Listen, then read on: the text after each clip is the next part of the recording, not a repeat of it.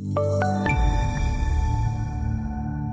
Virginia McGathey here on the floor at the CME Group reporting on the grain market. Today in soybeans, it was lower again. That U.S.-China trade tensions are really surfacing all over again. We're repeating this over and over week by week every time the saber is rattling down in the White House.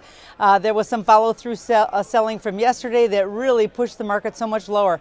The Brazilian trucker strike is still continuing. There's still so many issues in Brazil.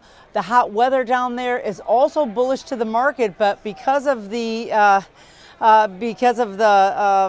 trade tariff issues and the good start to the planting season, that really brought in all the sellers and pushed the market a lot lower. It seems like all the traders are shrugging off the bullish news coming out of South America. As well as in corn. Corn also dropped. Those tariff worries definitely cast a shadow all the way across the futures the whole way.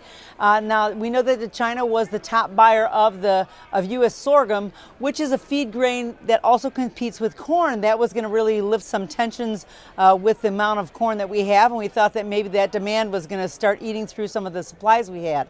That is not happening right now, so it's definitely affecting the market. And so we had somewhat of a sell-off, and these last couple of days have really been a strong drop. I know that we were leading up to the market coming into the weekend, and I think the expectation was it was going to be hot and dry, and everything was in place, and nothing else really happened. So it was a little bit of buy the rumors, sell the fact. And so the fact that the weather was hot all weekend just gave way to everyone stepping up and taking their money off the table, and all those crops are really looking good, heading into the spring. Now the wheat also fell very hard. Those double-digit losses with that follow-through selling really looked pretty difficult, because they came off a 10-month high just yesterday, and it seemed like it just absolutely brought in selling, and it seems like a lot of the investors just want to take the money off the table. So profit taking ensued, and we got everyone falling over each other, selling it left and right.